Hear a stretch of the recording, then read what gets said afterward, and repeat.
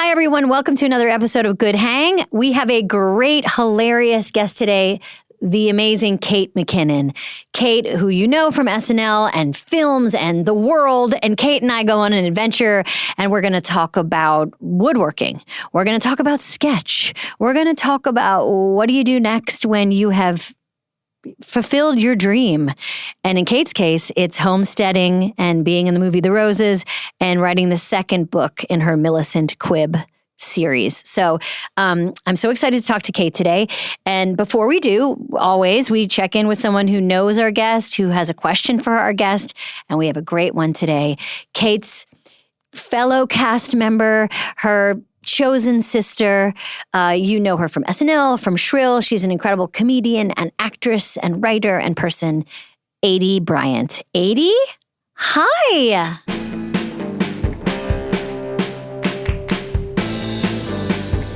This episode is presented to you by Palmolive. Some of the best memories you'll ever make are around the dinner table. You'll never regret trying out those new recipes that may or may not go sideways, or putting on a spread so big that your in-laws are still talking about it years later. Brownie points. So when it comes to the dishes, it's nice to know that there's a product that works as hard as you do.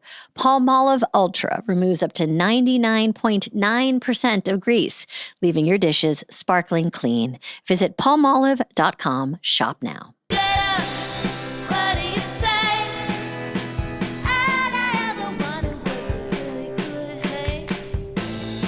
We're talking to you from Los Angeles. Yeah. That's where I am. That's where you live now. I know. It's weird. Aidy. I had a moment today where I was just excited about talking to you and just thinking about, I know this is sound very basic, but just like the women of SNL. There hasn't been as many as you think. No, totally. It's like a major crew of cool stars and girls. It's true. Like, I think you and I were at a photo shoot and I feel like we were at the same photo shoot when someone said the number of cast members of SNL, and it wasn't a lot. Totally. Also, I don't know, I felt this at the 50th where like then when you have kind of everyone in the room, not counting the hosts, you're kind of like, this is little. Like this is a little group, you know? Yeah. Like I got a laptop here, so I'm gonna see how many cast members have been on SNL. But yeah. Do you have a guess first? A jelly bean jar guess? Okay, yeah. Let's guess before. Okay, I won't look. I'm 3. gonna say like 140? Is that wrong? Yes, 167. Come on. That's the black box theater, honey. That's just a full black box theater. You always see everything in theater sizes. That's the stadium.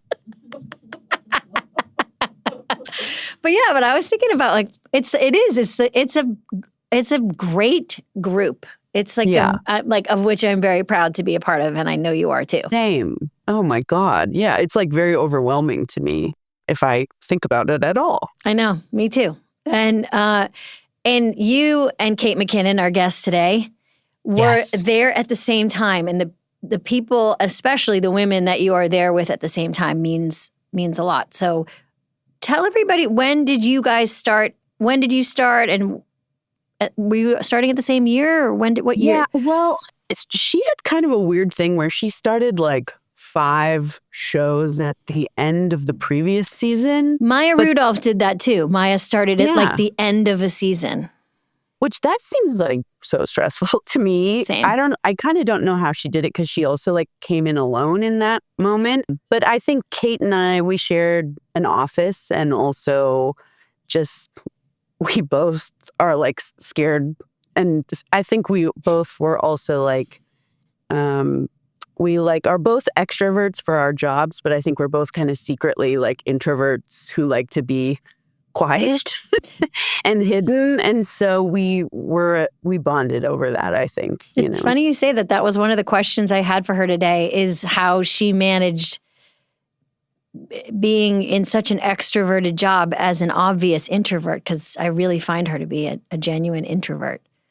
Yeah, I mean, I think in some ways, like, it's part of her genius is like she's almost like a recluse who has to go and have like time, but then it's so fruitful. Like I mean, once, like one of the first times I went to her apartment, I was like, oh my God, what are all these cool paintings? And she was like, oh, I did this, and I was like, what? And same, like, or we would be writing a sketch and then she would be like, well, get a keyboard and then like be playing a full, and you're like, wait, you play the piano? And then like, she was like, well, I do play the cello too. Like it just, she is like a sneaky freak who has a million skills and talents, kind of like a savant kind of thing. And that's why she's like mysterious in that way. She is. She definitely is like an onion. Like and it also,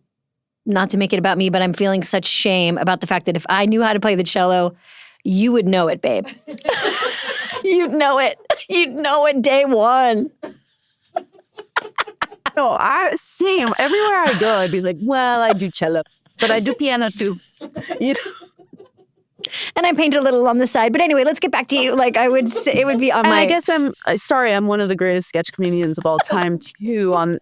That's just like the other thing I do. And I can build tables and garden and like, You're like, and I'll take a grande latte, please. I know she is, and I have to say, Aidy, I find this with you too. Both of you guys have a very calm energy that's like draws you in. Neither one of you're very like, come hither. Come hither. That is what everyone always says about me. That I'm sexy, kind of come hither. You are, babe, because you both are like, there's not a lot of push. There's not a lot of push. Well, I think we really helped each other in that way because like, especially when you get to SNL, it's so overwhelming. It's like so cool. And I think sometimes we both would have the instinct of like, is it okay for me to leave this party and go home? Yeah. And we often for each other were like, I would like to. Let's go.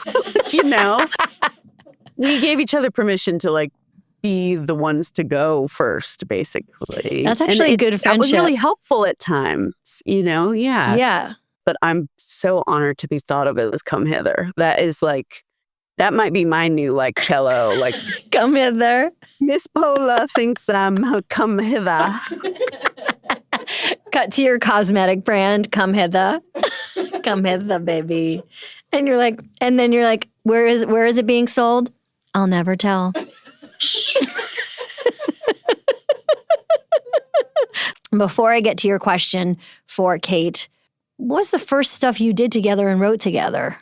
One of the first things I think we really started like putting our heads together on stuff were those like girl music videos that we would do. Kind of like Twin Bed, I think was one of the first ones. And then we did like Back Home Ballers and a couple after that. But that was like one of our first, like we both were like, oh, we like music and let's try this, Did you shoot them at the Douglas house?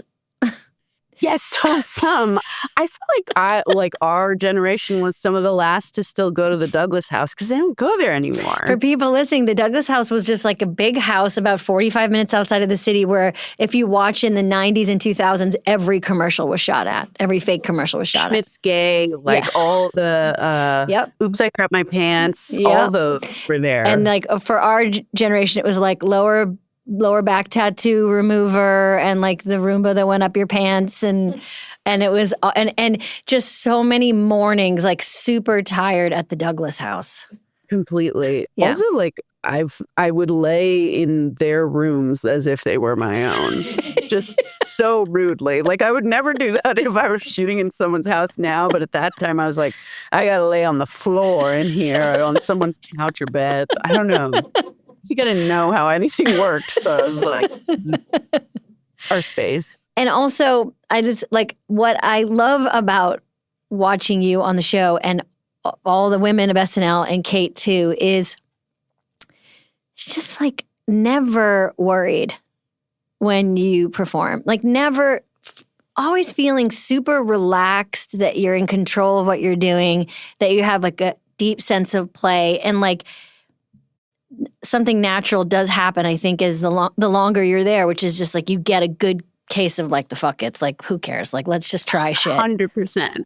And you and Kate as seniors were really fun together. Well, we were like doing bad behavior, basically.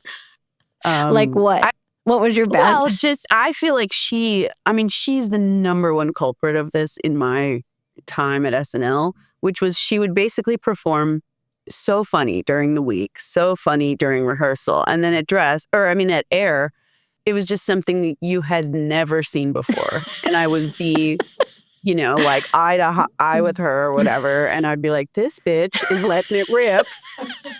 And I'm just like at her mercy, Oh, so fun. It's a thrill, Well, I'm excited to talk to her today. And also like a little, I'm intrigued by Kate always, because Kate is like has a million hobbies and interests, and she is not on as a person. She's not like you can actually go pretty deep and go into these crevices of her mind. So I'm excited to get there. But what do you think? Do you have any question for her today that you think she might want to be asked, or, a story she might want to tell, or anything you think you'd want to know? Well, it's funny because I feel like knowing her, I'm like, there's no question she wants to be asked. I've already heard that she told someone I know, she was like, Amy's going to look into my soul, and I don't want that. She doesn't want to do this interview. She's going to be. She wants to do no interviews, by the way. I know. Okay. I'm stalling. I guess my question is like, what's her perfect day of solitude, which might include like an indoor activity, probably an outdoor activity, knowing her, and also like a meal she would make just for herself. I feel like that's like where she's in her flow state. And I'm like, What's she doing? What's her dream version of that? Or even, how she spends her time like that? That is such a good question, because asking somebody about what their, quote unquote, kind of perfect day tells you so much about them. And I definitely feel like Kate's perfect day is a solo day. Which I like respect massively. Totally. That's a fantastic question. Wait, I feel like there's one last question you should ask Kate. This is just a loose one, but ask her what she used to carry her hair extensions in. Don't know what the answer might be, but I think she might remember what she used to cart those around in. Perfect. Can't wait. All right, Aidy, thank you so much for getting on. It's so great to see you. Yeah. Your come hither attitude it just drew me in from minute one, babe. Well, come hither anytime you wish. Say hi to Connor. Lots of love. Okay. Bye. Bye. This episode is brought to you by eBay. On eBay, every find has a story. Like if you're looking for a vintage band tee, not just a tee, the band tee. You wore it everywhere until your ex stole it. Now you're on eBay, and there it is, same tee from the same tour. The things you love have a way of finding their way back to you, especially on eBay. Shop eBay for millions of finds, each with a story. eBay, things people love. Oh my God, wait, McKinnon. Wait, what's going on with this water?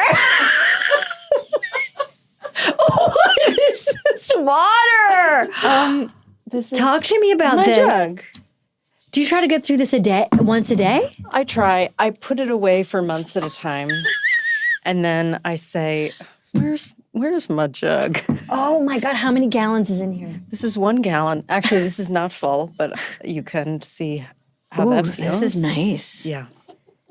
And do you try to get a gallon a day? No. I do. I mean, when do? when I'm being good and cool. Yeah. That's why your skin is so good. It's this gallon jug.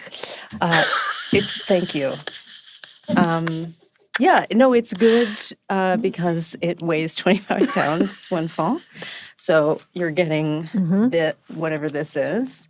And it's really good in a Zoom because it's funny. If your Zoom is flagging and then you bring this into frame without introing it, that's another 5 minutes That's of some material laughs. for your Zoom. I love this jug. Thank you so much. Here, you can. May I? Yeah. I'm just gonna put it over here for continuity. Yeah. So we can make sure that it doesn't, as Lauren say, co-star. Okay. I know. Thank you. Yes. Let the audience come to you. When in doubt, seduce, and keep your jug on the floor. Try to get your jugs all the way to the floor if you can. Hi, friend. Hey. Hi. You're beautiful. Congratulations on this. Thank you. I'm so happy that you're here. I'm very happy to be I here. know that you do not like to do interviews. Well, And my first question is just something very, very simple, which is, what is God's plan for us? God has gone. God has jumped ship God is taking and a gone break. to a different universe. God was like, God was like, yikes. that was a miss, and I'll let them do it. Yeah, we are doomed, capital D doomed. No, I know that you don't love interviews, but I think what is so special about you, Kate, is I feel like you just deep end it pretty fast. Like you like deep end complex conversations. Bless you for saying so. I'd like to. What is your sign? Virgo. Got it. Capricorn. Oh, of course. Good. Finally. Finally, a reasonable person. And your Myers-Briggs? ENTJ. Got it. Good. What's yours? Good. INFP. Yes, you're a definite I. Good. And also your Enneagram? 4. Wing 5. Of course you're a 4. What are you? I'm an 8. And that's the 8 one. wing 9. I'm the challenger. The challenger. And you are the romantic, the asshole. sensitivo. I was going to say I'm the asshole. No, I'm the asshole. Oh my God, so funny. I thought I was the asshole. Wait, but what is 8 again? Which 8 one? is the challenger. So 8 is the likes to lead. Has problems with vulnerability. So doesn't go with feelings first, action first. 4 is lots of feelings. Yeah. Right? So if you're at Thanksgiving, the 8 is maybe at the table arguing about vaccines or something. The 4 is in the basement looking through photo albums of old Thanksgivings. Yes. Would that make sense? Yes. And saying stuff like, it's all over. Yes. Okay. Awesome. Like we are doomed. Like We are God doomed. is God is God. And I need you to also to know that my face is covered in poison ivy. Can't see one piece of evidence for Maybe it. see the little dots on my neck. Can't see at all. You're an incredible makeup artist who we love. Yes, who we love. Cassie. Cass Garcia. Who Hello. also I work with. Yes. Incredible. She relays messages between the two of us. Same. Yeah. She's like, I saw Kate. Kate said hi. It's really nice. Yeah. And you could not tell for 1 minute that you have poison ivy on your face. But you. I know that you are like an outdoor cat. Outdoor cat, indoor cat, but you've gone to the farm. I've gone rogue. You've gone rogue. Yes. I remember so clearly, I believe we were at the Kennedy Center Honors Yes. in DC or something. And I was telling you about my desire to go to the woods. And you were like, in New York, the nature that we have is our pets. And we need more nature than that. Yes. And so I always had that in my head. Mm-hmm. And I did it. You did it. How does it feel?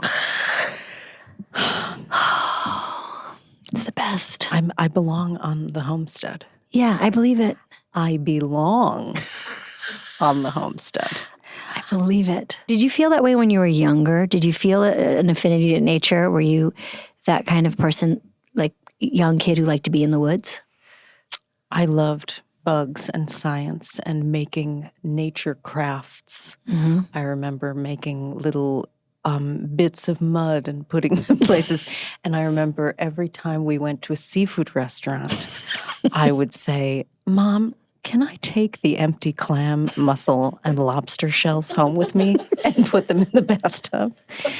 And after rinsing them of marinara sauce, she would let me put them in the bathtub, and I would get in with them and just enjoy that. And so, yes, I did always love. Did you? Well, I kind of liked adventure. I liked the idea of being alone. I liked getting on my bike and riding through the neighborhood, like feeling alone. Yeah. But talk to me about, without, obviously revealing anything too personal, what is your homestead? What do you do on your homestead? Talk to me about what happens there. Are you farming? I think the reason I've done it is that I believe very much that we are doomed, and I want my goal is surviving the apocalypse 4 days. Okay. That's it. If I can make it to 4, oh, mama, I will have achieved something. A long weekend, like a holiday weekend. That's such a funny thing to think about, is what it would take for 4 days. It's more food than you think, obviously. It is. Yeah. Yeah. And I know I wouldn't make it past 2 hours, but I'd like to think that I could go 48 and I would be crying the whole time as a 4-wing 5. But I would like the lack of invitations to social gatherings in the apocalypse. That would be fun. Okay, you are a true introvert. Which I am ashamed of, because Why? I love people. I am fascinated by and love to talk to and listen to people. But the word fascinated is the part. You're fascinated by people. That's what I think I feel from you, is a fascination and a curiosity about the world and people. That is what is so compelling about being around you, is you're very curious about many things. But I've sensed that people in general, like a lot of people, it's not really your gig. It's just like one-on-one people, feels like, or 2-on-1, however you like it. 1-on-1, 2-on-1. Yeah.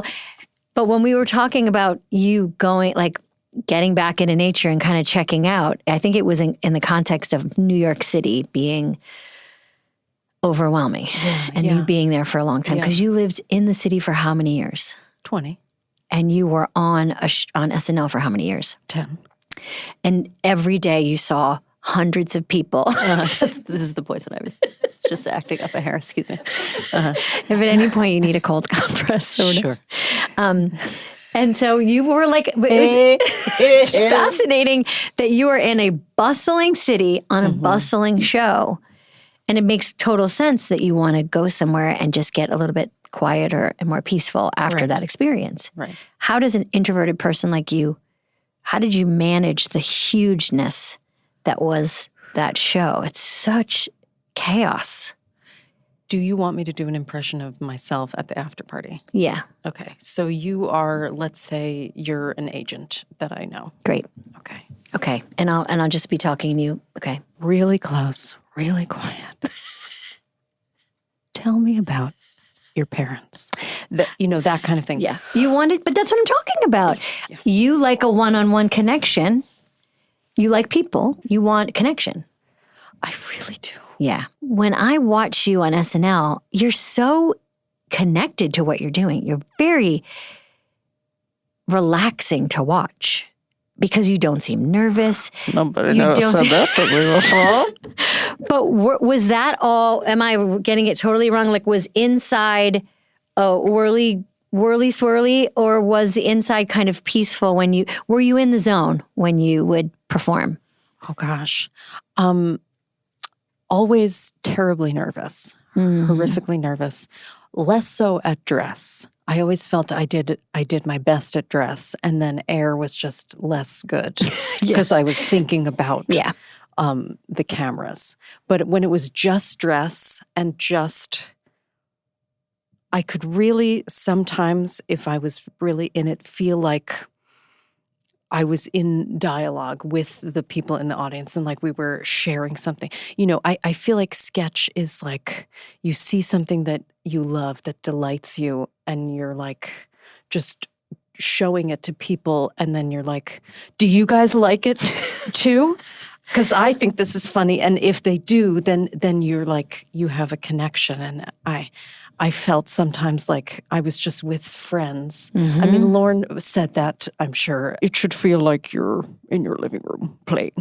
Ooh, it's good. And I did get to that point. You definitely in the dress did. rehearsal. I mean, first of all, we got to see, I mean, this might make you uncomfortable, this kind of praise, but I feel like this, here she goes.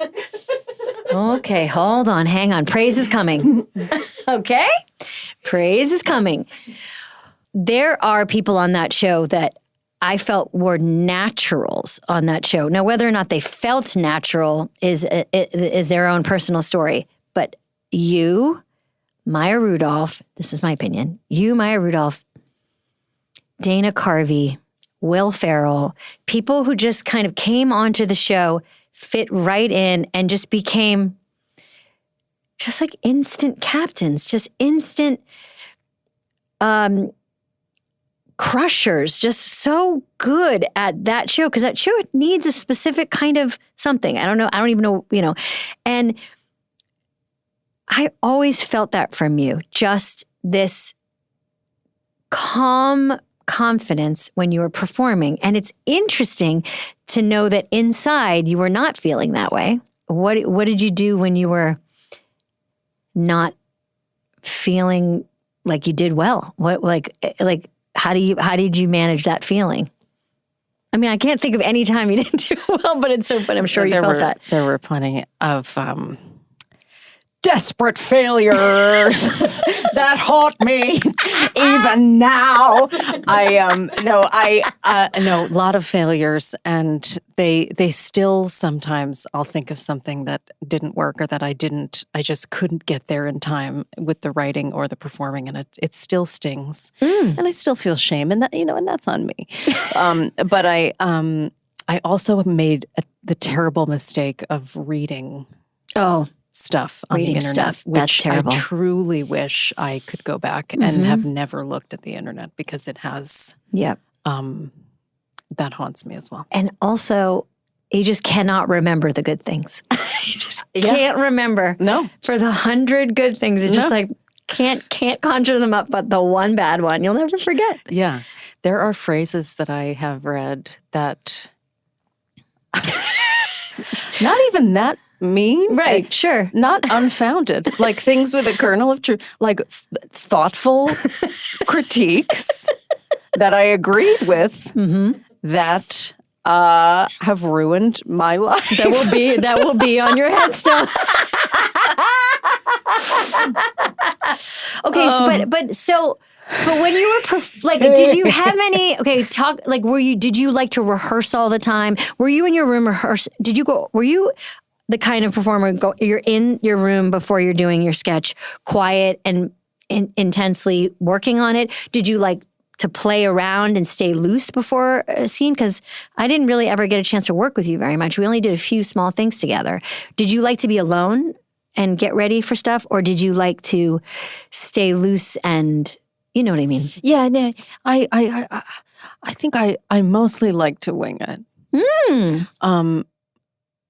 There were I don't know if you can relate, if it was like just a 2-person scene that was like really a scene that required like, your eyes are so beautiful. Mine? Yes. Oh my God, Kate. You know what?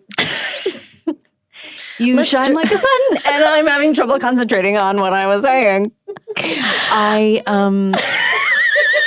love you. You too. My queen. If it was like a 2-person scene with a lot of lines, yes, I would try to not memorize, but become very intimately familiar with the lines. I could feel that you liked to know your lines, which some people don't really try to do because people don't know, but it changes a lot at SNL. So sometimes you're a little screwed if you know your lines too well. Right. So if it was like not changing that much, and it was like a like more acting scene, I would sort of like to like run through it a few times. But otherwise, I liked to wing it. That's what I mean, is you had a very groovy flow in a lot of the stuff that you did. And so who knew, babe, that inside was, a bunch of mice carrying ladders and stuff, like who knew? And so when we talked about you like hitting the road and homesteading, basically, what I feel like was underneath that was like, here's the new next chapter of the version of my life. Like, if my life is a book, I'm interested in what the next chapter is. Yes. What would you title this chapter of your life post SNL? Growing your own food, prepping for the apocalypse. My goodness. What would you say? What era are you in? Getting real. Or 41. Or getting with an apostrophe. Getting real. Well, let's be honest. I feel like I had one dream. It was SNL. Did it. Done. Loved it. Awesome. Not quite sure. Mm-hmm. Not quite sure what to really be like single-minded about. I love filming movies and the small amount of episodic television. What do you love about making movies? I love being able to. I love going somewhere for a month or two and walking around, and falling in love with 80 new people, and the circus, the camp of it, the summer camp. You went to camp? I never did. Oh my God! I know. I went to a day camp, but I never went away. I would have loved to have gone away from home. But just this idea that you have this stolen time almost in another place. You can be anything, and I love that. And I also love. I just love movies. I think they're wonderful as a medium, and I love doing a scene as scripted and then trying it 80 different ways, and they pick the best one. And as opposed to like you've got one shot, one opportunity to seize everything you ever wanted. Will you capture it or will you let it slip? Do not miss your chance, because opportunity comes once in a lifetime. But that was what SNL was. Yes. So you did it so well. So you feel like I hear what you're saying. It's like, okay, I did that as to the best of my ability. Now I want to, practice my backhand, basically, or not even my backhand. Just try a new shot. Yeah, totally. Like I loved doing pre-taped pieces because for that very reason, and I have truly loved every experience I've had working on a film. So I'd love to do more of that, and but there's only so many hours in a year that SNL took up so much of all of our lives, and when it's over, it just leaves a time hole, and so I had to fill my time hole. And that's the name of your workshop. Fill your time hole with Kate McKinnon. And so I've done that. I've tried to be useful in growing food, and I've also taken up carpentry as well. Okay, I've heard about this. Can you talk to me about the materials you're using? Because I know a little bit about woodworking from Nick Offerman. Right, from Nick Offerman. Have you spoken to Nick? I've never, no, I've meant to. He has an amazing workshop, and he's such a good teacher and sharer of knowledge. And tell me what you like about woodworking and carpentry. What's your favorite part? It is, I think it's in my genes because my grandfather was a woodworker. My father was an architect. And I just I love the practicality of you can, manipulate this material and then you can spend time in it. Yeah. How crazy is that? Mm-hmm. You can sit on it. I love to sit on things I do. It's just so much. It's, a sketch, a book, a something. It's so ephemeral. And to say, I will sleep on what I did today. Yes. Is like, that's like life. That's cool. What materials do you like to work with? What kind of wood? I've been doing mostly trim carpentry, which is moldings and paneling, and I've been using reclaimed hemlock for that mostly. You've been making your own moldings? Yes, wow. And I thought I was the only one. Then I'm backstage at that SNL 50 concert. I'm talking to Brandi Carlile.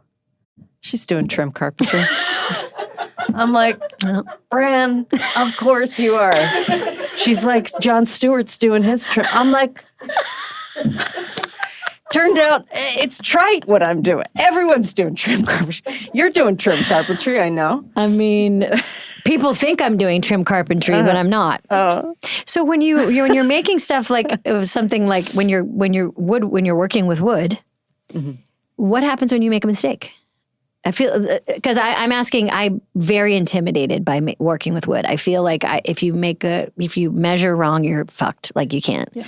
What do you just kind of?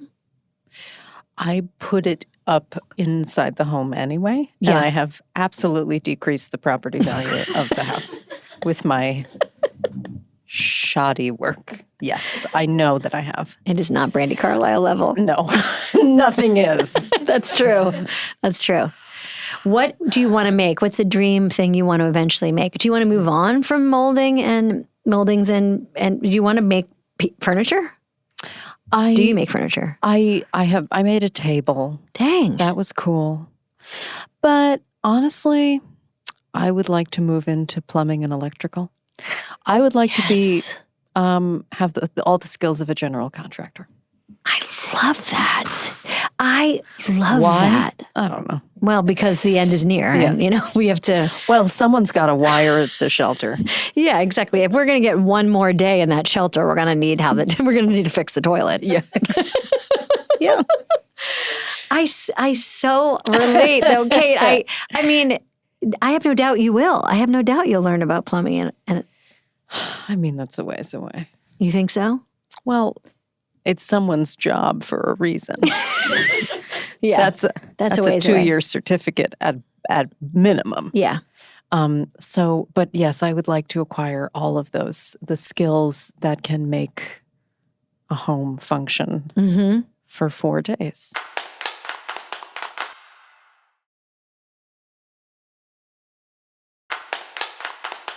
Well, what I like about this conversation is that I feel like we're going out in the woods and then we're coming back into the city.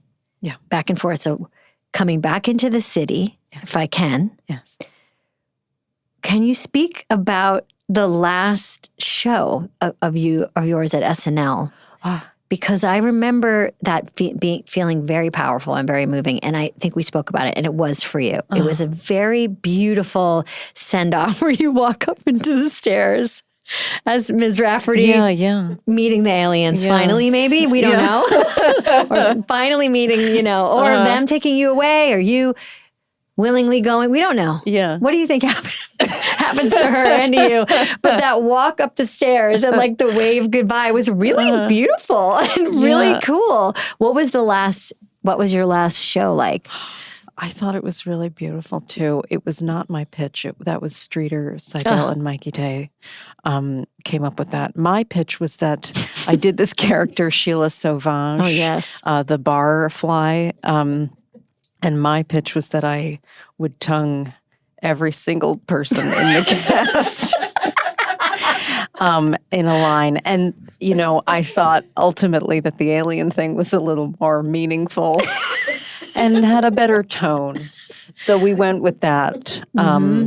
So everyone narrowly missed sucking my face. A goodbye tonguing. But that was very emotional because it was everything. I mean, you did over 200 shows or something. Everything to me, and those people are everything to me. Jenna, yeah, Chris, Kelly, everybody, and Lorne, who has been, a surrogate father to me, and I could cry now thinking about what he has been to me in my life, as I'm sure we all could. And what can you speak a little bit more? What has he been? What has he done to, like, what was your relationship with him like? My father passed when I was 18. I loved my father beyond, and he, Lorne, just was nothing but paternal. And when you have somehow, by the grace of whatever, earned the esteem of a man like that, a man who's that, like, larger than life, it means everything. And so I was like, just sad to go. I had to. I had reached a point where I was like yawning during the show. And that was not working for me physically anymore. Yeah. And there you have it. So, but it didn't mean I wanted to get away from those folks. You love those folks. You love those folks. And boy, Kate, they love you. You know who loves you so much? And there's a million people who do. Seth Meyers. He loves you. He just is like, and again, praise coming in, prepare. But you were just such a natural captain when you were in there on that show. You led that show through a lot of years, and you were in a lot of sketches, and you were doing a lot. You were carrying a lot on your shoulders in that show, whether or not you felt it or not.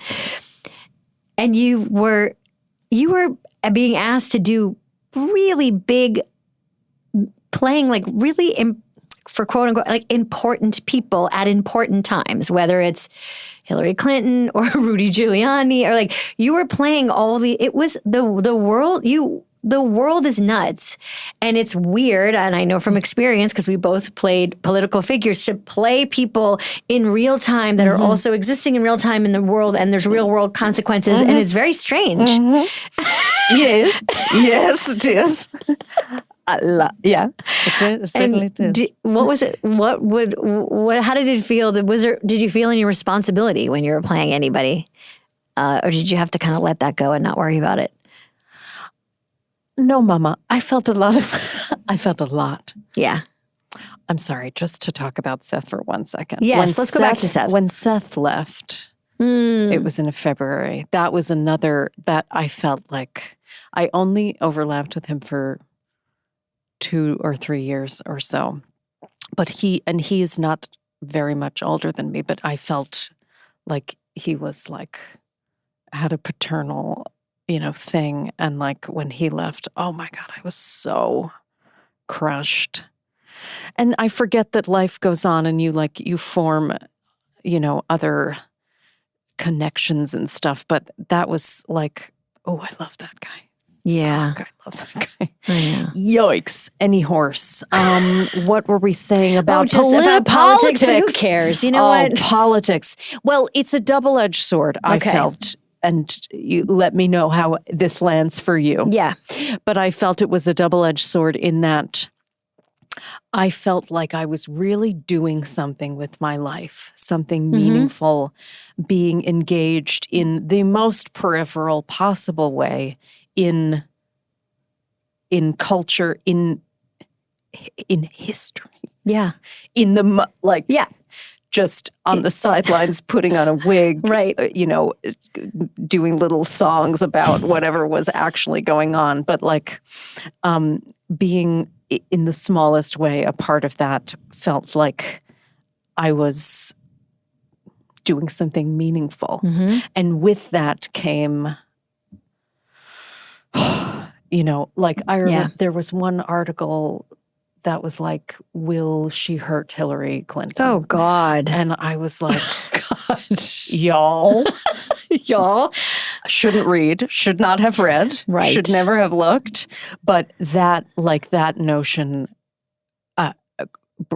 just broke my brain. And like, I obviously, no one, I think, doing a satire has the power to actually influence, but I did not want to hurt anybody, even people I vehemently disagreed with politically. Like, I still didn't want to ever hurt anyone's feelings. And so, yeah, there was some balancing to do there.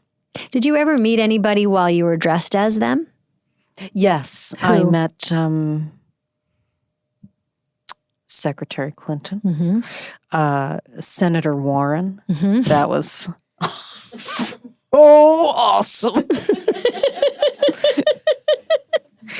Oh my gosh. Oh, you guys did a really fun, you guys did like a TikTok switcheroo. Yeah. She was like, after there was some vote on the floor of Congress, I believe it was on January 6th, about, I forget what it was, and all the Democrats were saying no, and all the Republicans were saying yes. I forget what about. But they were going down the list, calling the names of all the Democratic senators, and everyone was saying no, no, no. And then it got to her, and she was like, no!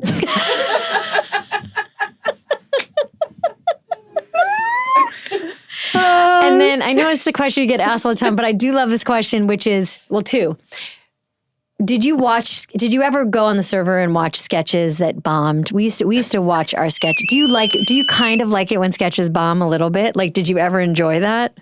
And did you ever rewatch a sketch that like didn't make it? We used to go and watch our sketches from Dress that bombed and just like, and just watch it together, like, kind of like process it together.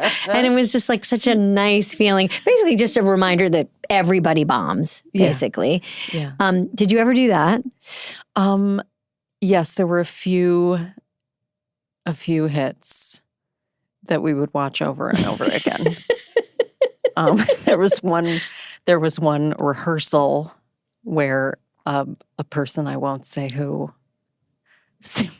simply stopped doing the sketch and sat down on the stage. Sure.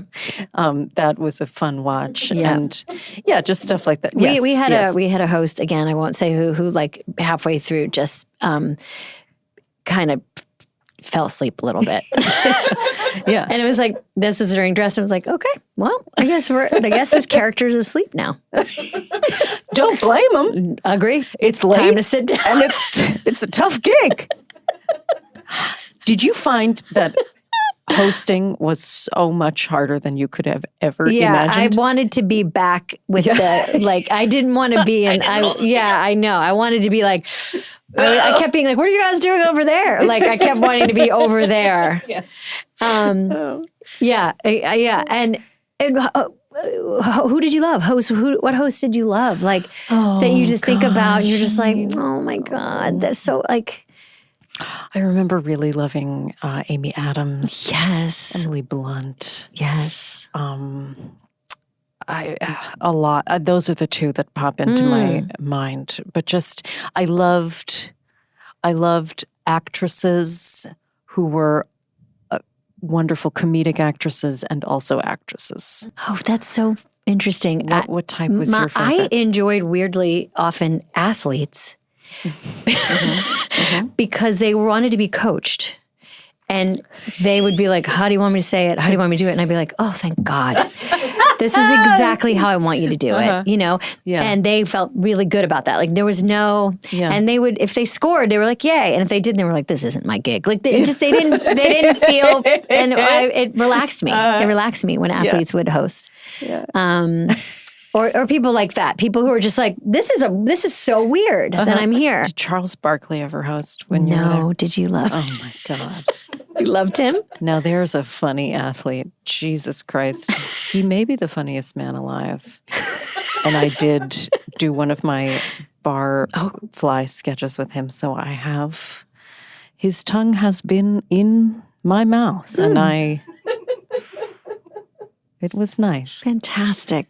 Okay, so we do this thing on the show where we talk to people before our interview. I don't know if you know this. Wow. We talk well behind their back. We talk to somebody who knows them, and they give me a question to ask them. So we talked to Aidy Bryant today, the great Aidy. Oh, here we go. Tears, waterworks. Aidy in you. Like, tell me a little bit about what Aidy, what it meant to have Aidy there when you were there and like working with her. What was your relationship like? I mean, she taught me about like so much about comedy, but she also taught me about just like being a person. Comedy is, I mean, she's a genius, but like just one of the most solid people I've ever known. And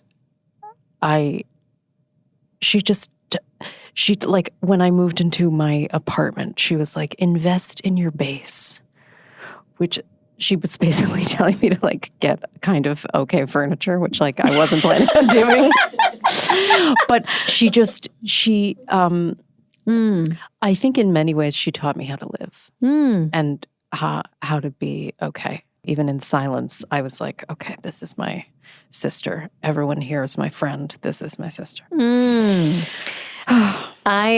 were rewatching the sketch today of you and Aidy as I think it was Henrietta and Nan, the PowerPoint ladies who couldn't get the PowerPoint to work.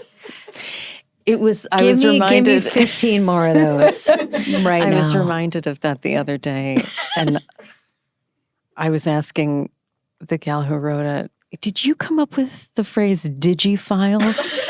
And she said, "No, that was Aidy." Digifiles. I like when Aidy says, "I don't think I can learn anything anymore." I don't think I can learn anything new anymore. Oh my God.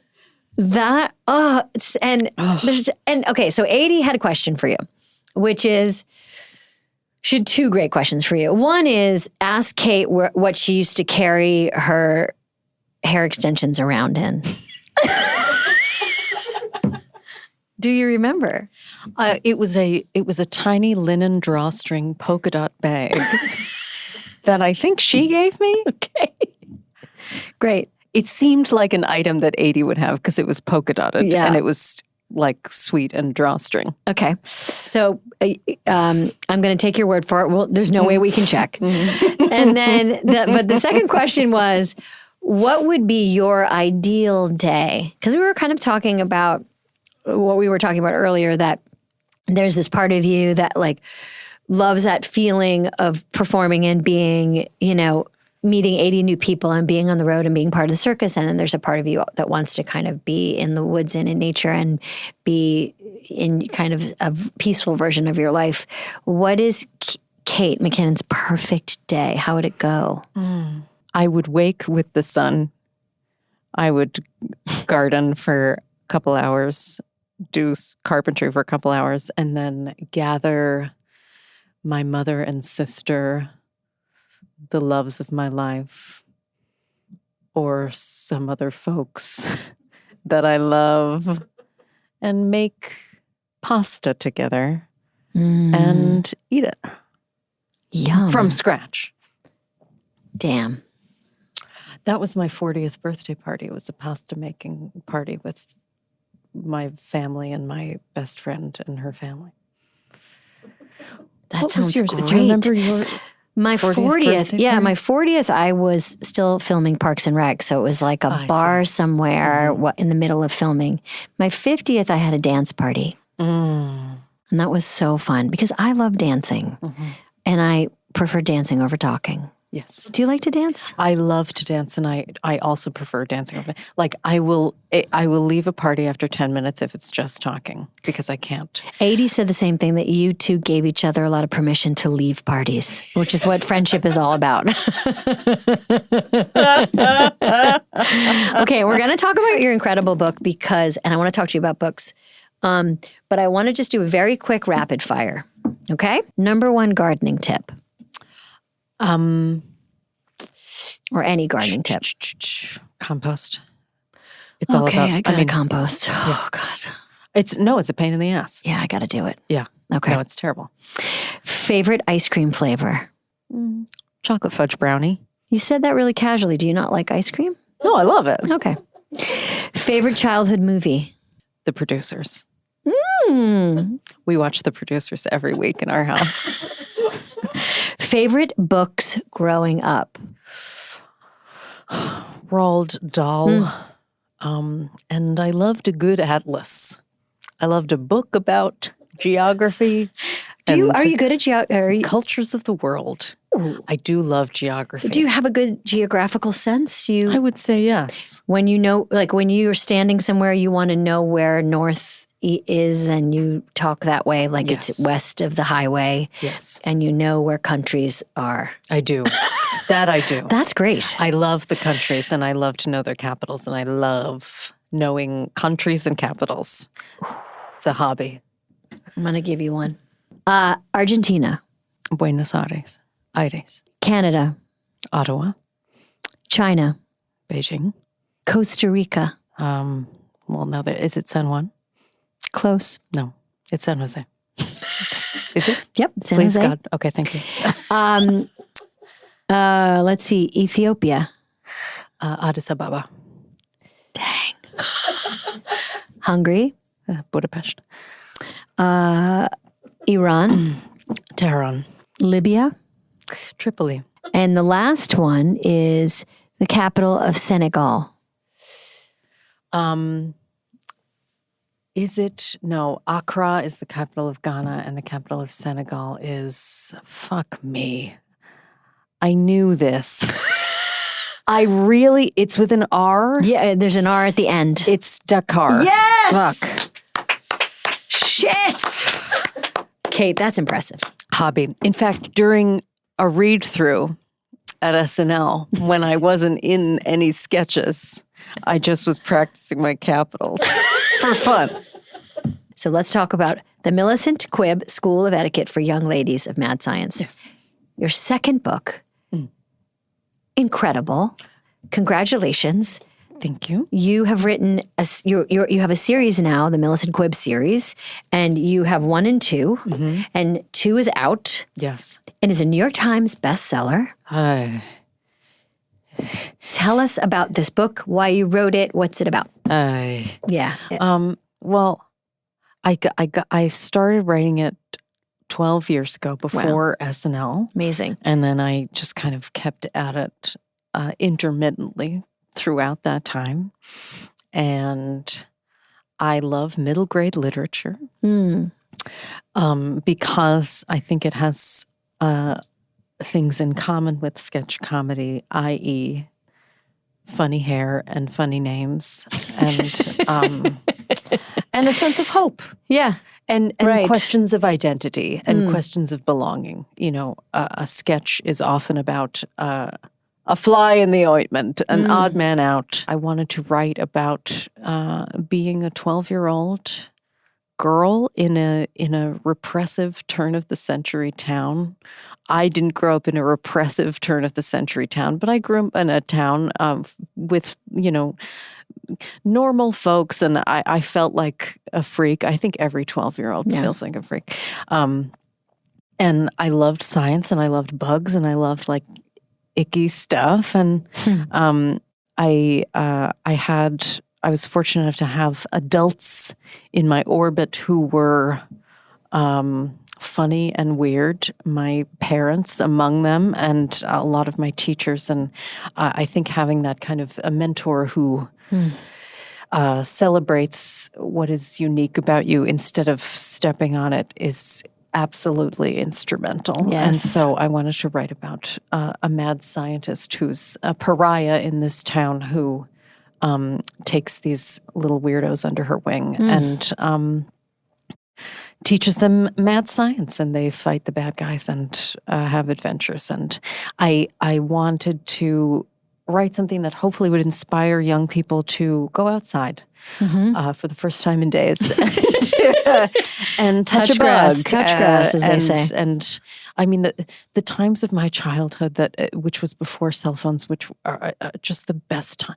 I mean, one day, me and Alexis North found like a fox skull in like someone's hedges, and like there was an earwig in it, and it was talk about the best day of my life. Oh my God, the earwigs in that fox skull. We were just like, The world is magic. It's made of magic. And I wish children had some more access to that kind of stuff today. Yes. And I wanted to inspire them to go outside and touch a bug.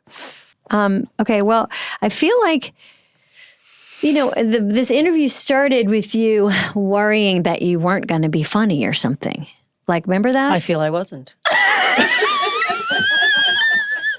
I'd like to start again, please. You're nuts.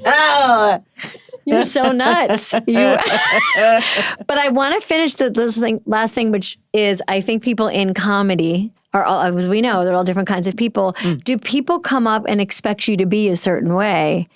And are they surprised when you are quieter and more reserved or more introverted than they expect you to be? I think they are. And sometimes they're disappointed and vocal about that. I've gotten a lot of, wow, you're not funny in real life. Or speak up. What? I've gotten, you're so serious for a comedian. Really? Yeah. You're being so very serious. effervescent. Oh. You're being very serious. Well, Or, oh, that's not funny. I've had that. I'm like, well, I'm sorry, it isn't. It wasn't very funny. Anyway, nice to meet you. Oh, shit, I got to ask you one question. Oh, fuck. I forgot one question. boot. And it's the best question, and it's the best one to ask you. Go for it. What is making you laugh these days? What are you watching, reading, listening to, watching a video of when you need to lighten up?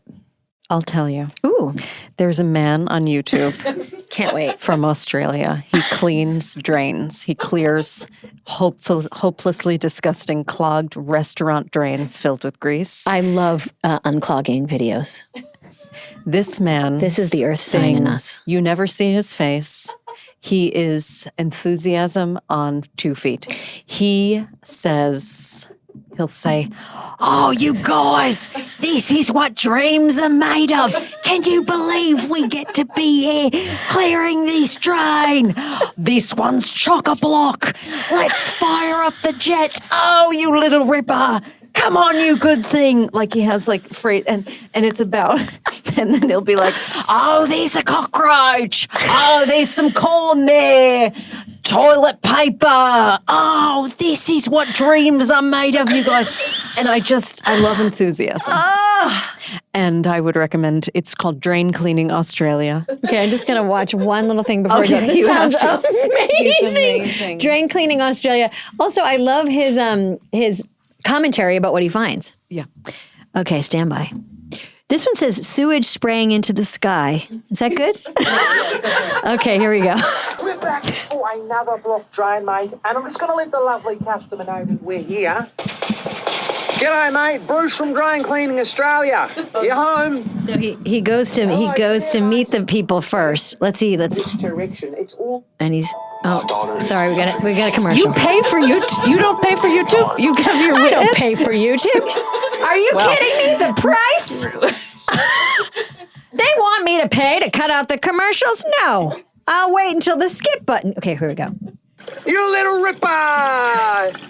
Hey! And wow, you can see all the tree roots still down there, so we punched a hole through the blockage. I get it.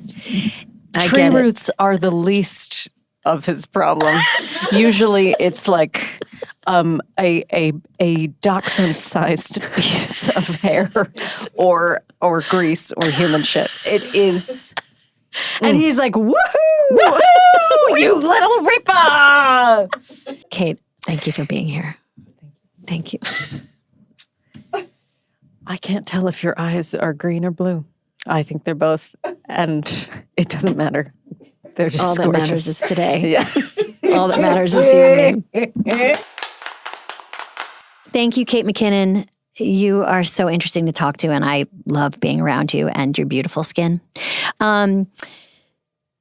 Check out Kate's book. And, in this polar plunge, I just wanted to talk about the books that I loved when I was in middle school. There were many, many series of books that I loved, but we talked a lot about homesteading today and growing your own vegetables and pulling potatoes out of the earth. And it made me think about Little House on the Prairie and Laura Ingalls Wilder. And God, I loved those books. And here's a tip in my Poehler Plunge. If you need to take a wonderful nap, put on an old episode of Little House on the Prairie, and the sound of the clip clop of the horses and the music, and like, and then Pa just coming in from the cold, and somebody putting like a hot cake on the fire. It's going to knock you out. You're going to go right to sleep. So read the books, incredible books from Laura Ingalls Wilder. Watch the TV show and try to stay up as long as you can while you do. Okay, thanks so much for listening. Thanks, Kate, for being here. Love talking to you, and see you soon. Bye. You've been listening to Good Hang. The executive producers for this show are Bill Simmons, Jenna Weiss-Berman, and me, Amy Poehler. The show is produced by The Ringer and Paper Kite. For The Ringer, production by Jack Wilson, Kat Spillane, Kaya McMullen, and Aleya Zenieris. For Paper Kite, production by Sam Green, Joel Lovell, and Jenna Weiss-Berman. Original music by Amy Miles.